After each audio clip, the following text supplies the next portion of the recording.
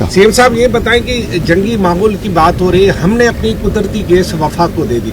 अब इस वक्त जो सूरत हाल है उसमें आपको बताएं जंगी माहौल चल रहा है और हमारे यहाँ न सिर्फ गैस का बहरान ज़्यादा पैदा हो रहा है बल्कि एलएनजी की कीमतों में बहुत बड़ा इजाफा भी हो गया है. सिंध क्यों सफ़र करे जहाँ गैस सबसे ज़्यादा पैदा होती है, ये मामला है? नहीं, कुदरती गैस वफाक को नहीं दी. एक तरीक़ाकार होता है जिसके तहत वो गैस डिस्ट्रीब्यूट होती है और पहली प्रायोरिटी उसी सूबे की होती है और उसी प्रायोरिटी के तहत चल रहा है मामला. इस मौके पर हम ख़ास तौर पे ये कोशिश करें कि किसी भी तरीके से कोई वफाक और सूबों के दरमियान कोई इख्तिलाफ की बात ना हो. हम इस वक्त मैंने बात की कि हमें अपने जो इख्तिलाफात हैं उनको दूर करना चाहिए, लेकिन इस मामले में तो कोई इख्तिलाफ भी नहीं है, तो आपका सवाल मेरा ख्याल है बनता नहीं है. क्योंकि यहाँ पर लोग कह रहे हैं, यहाँ पे लोग कह रहे हैं ना, लोग क्या मतलब हमारे यहाँ सबसे ज्यादा गैस पैदा होती है, सबसे ज्यादा लोड शेडिंग हमारे यहाँ होती है. नहीं, जो सारे मुल्क पे लोग, सारे मुल्क पे लोड शेडिंग हवाला सर आप देते रहे ना 158 का. मैं कह रहा हूँ लोड शेडिंग जो है गैस की कमी की वजह से हर जगह हो रही है, हर जगह हो रही है. नून लीग के गवर्नर आपके साथ मौजूद हैं, पहले एमक्यू के गवर्नर थे.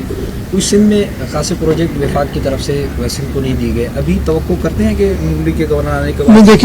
देखिए जैसे गवर्नर साहब ने बड़ा क्लियरली कह दिया, हम ज़रूर गवर्नर साहब की मदद हासिल करेंगे और उनके ताल्लुक पाकिस्तान मुस्लिम लीग नवाज से जिनकी वफाक में हुकूमत है, और मुझे पूरे यकीन है गवर्नर साहब अपना सूबा सिंध के लिए वो किरदार अदा करेंगे और इसकी बात वो कह भी चुके हैं.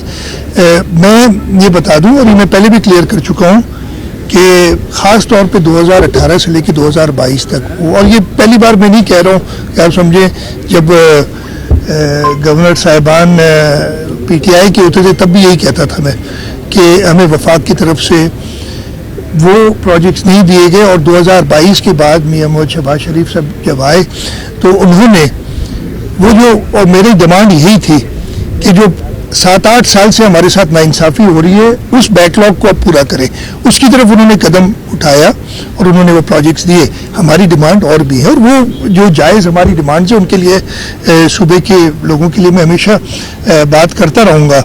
और इंशाअल्लाह ताला मुझे पूरा यकीन है कि हम अपनी जब जायज़ डिमांड्स पेश करेंगे तो एक जमहूरी हुकूमत जो वफाक में है वो सूबा सिंध को अपने हुकूक देगी. इस वक्त ख़ास तौर पे मैं कोई ऐसी बात इसलिए नहीं करूँगा कि इस वक्त जिस सूरत हाल में हम हैं हमें मुत्तहद होने की ज़रूरत है. और ये सियासी बातें या सियासी बातें मैं कहूँगी जो ये बातें वो जब मेरी मुलाकात होती है प्राइम मिनिस्टर साहब से तो मैं उनसे ज़रूर जिक्र करता हूँ. आपने कहा अच्छी बात है कि वफाक से बात की. वफाक ने सिंध को 56 मनसूबे दे, सुकड़ते वो अब 11 बन गए. 11 की भी जो उन्होंने अब तक 6 माह गुजर चुके हैं, आधा साल हो गया, उसमें भी कोई 17-18% उन्होंने जारी किए.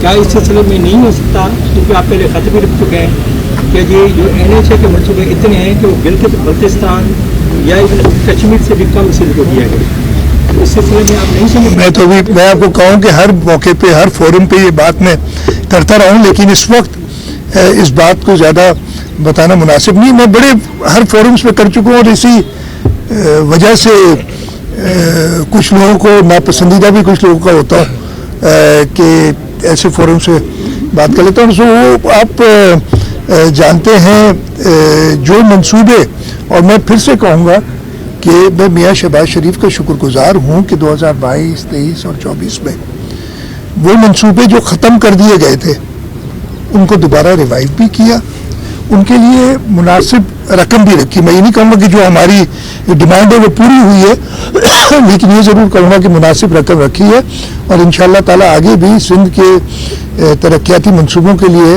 वही जंग चलती रहेगी. इस वक्त जो माहौल है उसमें कोई ऐसी एडिशनल डिमांड करना, वो बजट का टाइम आएगा और हम सूरत हाल देखते हुए ज़रूर अपने सूबे के लिए. शाह साहब, अब ज़ाहिर कमिंग बजट आने वाला है, तो अब ये जो माहौल भी चल रहा है, क्या खसारे का बजट ज़ाहिर लाजमी तौर पे उसमें आपको मुश्किलात होंगी, उसमें NFC की कटौती भी है, तमाम चीज़ें, उसको कैसे मेकअप करेंगे? ये देखें, इस पर बातचीत चल रही है और इस सिलसिले में वफाक के साथ चारों सूबों की मीटिंग्स, अगले कुछ दिनों में भी एक मीटिंग होनी है جو کہ ان چیزوں پہ نظر رکھے گی. اور اس خاص طور پہ اس جنگ کے ماحول میں جب میں صرف یہ کہوں گا کہ ہم سب نے مل کے, وفاق نے, صوبوں نے, اس ملک کے لوگوں نے, ہر لیول پہ پولیٹیکل پارٹیز نے اپنا اپنا حصہ ڈالنا ہے.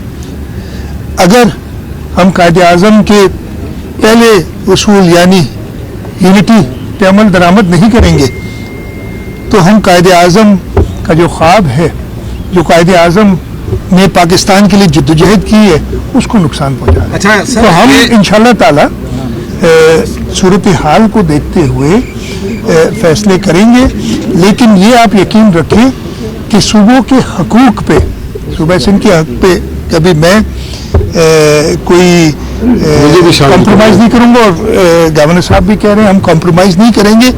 ماحول کو دیکھتے ہوئے, حالات کو دیکھتے ہوئے اس ملک کو متحد رکھنے میں, اس ملک کی فلاح بہبود کے لیے اپنا حصہ بھی ڈالیں گے اور اپنا حق بھی لیں گے.